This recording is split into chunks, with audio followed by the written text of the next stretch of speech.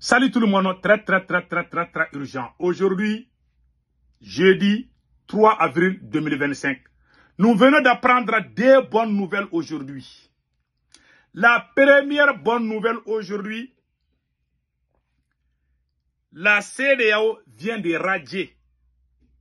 La Cour de justice de la CEDEAO vient de radier tous les fonctionnaires du Mali, du Burkina Faso et du Niger. Cela veut dire que le divorce est consommé 100% entre l'AES et la CEDEAO. Ça, c'est une excellente nouvelle. Deuxième bonne nouvelle aujourd'hui, le ministre des Affaires étrangères de la Russie, Sergei Lavrov. Sergei Lavrov vient d'accuser l'Ukraine. Voilà. Pour Sergei Lavrov, c'est l'Ukraine en complicité. Voilà. C'est l'Ukraine en complicité avec la France et certains pays occidentaux qui soutiennent les terreaux au Sahel. Les terreaux qui sont en train de nous faire la guerre là. Que c'est l'Ukraine. La Russie vient de dire, hein, parce que les ministres des Affaires étrangères de l'AIS sont déjà en Russie.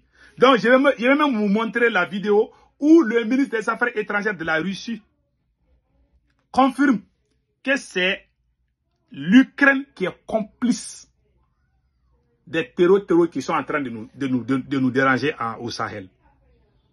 Donc, la Russie a promis de fournir beaucoup d'armes. Même Ablaye Diop a dit ça dans quelque part. Je pense que j'avais mis ça dans quelque part ici. Voilà. Voilà. Donc, ça c'est un. De deux,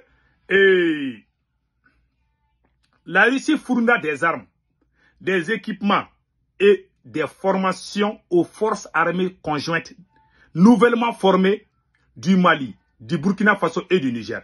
Des spécialistes du corps africain, du ministère russe de la Défense, déjà présents sur le territoire de ces trois pays, participeront à la formation des alliés. Je vous laisse écouter d'abord le ministre des Affaires étrangères Sergei Lavrov et après nous allons décortiquer ce qu'il a dit. Cela a impacté négativement le continent. Certains joueurs internationaux hors la région continuent les tentatives de déstabiliser la région. Parmi eux se trouve le régime de Kiev qui, avec la pleine connivence de ses sponsors occidentaux, soutient ouvertement les groupes terroristes dans cette région de l'Afrique. De ma part, j'ai souligné la volonté de Moscou d'augmenter le potentiel des forces unifiées des États du Sahel. Donc vous avez entendu, il dit que c'est le régime de Kiev.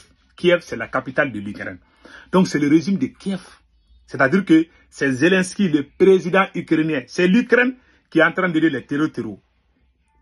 La Russie a confirmé. Jusqu'à présent, hein, moi-même j'ai pensé qu'ils avaient même oublié. Ils sont dedans. Donc attachons la ceinture. Restons vigilants. En tout cas, la Russie nous a promis qu'elle va nous aider avec des armes, avec des formateurs. Donc, écoutons. Augmenter leur capacité de combat, la capacité des forces armées nationales de chaque pays, former les cadres militaires et les employés des forces du maintien de l'ordre. Nous aidons aux pays de l'Alliance des États du Sahel dans d'autres domaines. Nous livrons de manière régulière les produits agricoles, les engrais, les vecteurs d'énergie et d'autres produits critiques.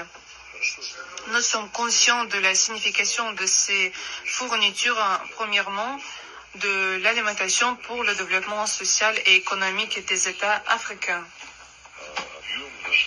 Le volume de nos échanges commerciaux a augmenté de 10 fois, mais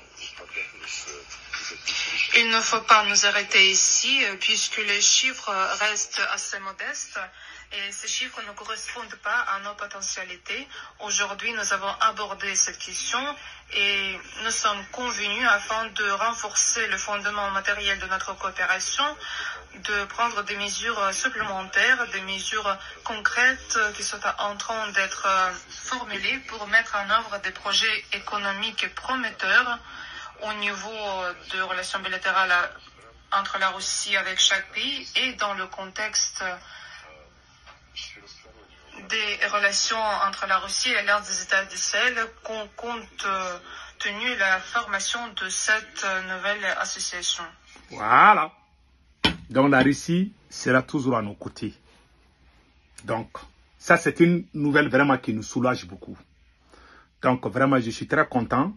Le fait que la Russie va nous fournir des armes, et va fournir des armes aux forces conjointes de l'AES contre les terreaux. Et je pense que ça c'est une excellente nouvelle. Nous remercions vraiment tous les gens qui peuvent aider l'AES, tous les pays. Vous êtes les bienvenus. Donc vraiment, on dit merci à la Russie d'avoir décidé d'aider comme on appelle les pays de l'AES. Nous sommes très contents d'apprendre ça. Ça, c'est une excellente nouvelle. Donc, le fait de pointer du doigt, moi, je vous ai dit que c'est l'Ukraine. C'est l'Ukraine qui est derrière. Hein. C'est l'Ukraine et la France. Donc, la Russie veut dire que c'est l'Ukraine et la France qui veulent déstabiliser l'AES, en complicité avec l'Algérie aussi. Mais ils vont échouer, Inch'Allah. Donc maintenant, allons-y vers, comme on appelle la CEDEAO. La CEDEAO, il y a une bonne nouvelle aux côtés de la CEDEAO. Hein. Voilà, on vient d'apprendre. Ordonnance de la Cour de la justice de la CEDEAO.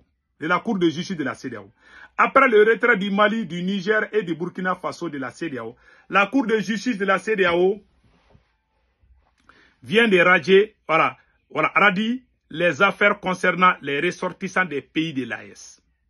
En français facile, la Cour de justice de la CEDEAO dit qu'elle n'est plus habilitée à juger ces affaires vu le retrait de l'AES à la CEDEAO. C'est-à-dire, comme on appelle là, les Maliens, les Burkinabés, les Nigériens qui travaillent à la CEDEAO, à la Cour de la justice de la CEDEAO, sont radiés. Ils ne peuvent plus travailler là-bas, puisque le Mali, le Burkina et le Niger ne font plus partie de la CEDEAO. Donc tous les travailleurs qui sont là-bas, ils sont tous chassés. Ils sont remerciés, hein. Ils peuvent revenir hein, chez nous. Voilà la bonne nouvelle. Mes frères et sœurs, cela veut dire que le divorce est consommé entre l'AES et la CEDEAO. Maintenant, moi, le conseil que je donne aux pays de l'AES, c'est de rester vigilants. Parce que la CEDEAO est une propriété privée de la France. La CEDEAO est un instrument de la France que la France utilise contre ceux qui veulent, contre les bons dirigeants. Les dirigeants qui ne veulent pas être à la domination française, on les élimine. Quand il y a coup d'État qui arrange la France, la CEDEAO ne dit rien. Quand la France n'est pas d'accord, la CEDEAO aussi n'est pas d'accord. Moi, je tire mes chapeaux aux autorités des 3 pays de l'AES d'avoir pris cette décision. Nous les encourageons à aller dans ce sens. Et nous sommes de cœur avec nos dirigeants.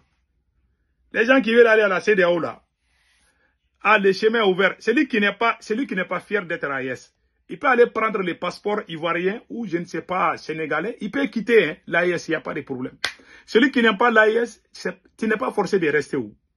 Nous, on est fiers de l'AES. C'est ce que moi j'ai dit. Donc, vraiment, que Dieu bénisse l'AES. Passez un excellent week-end.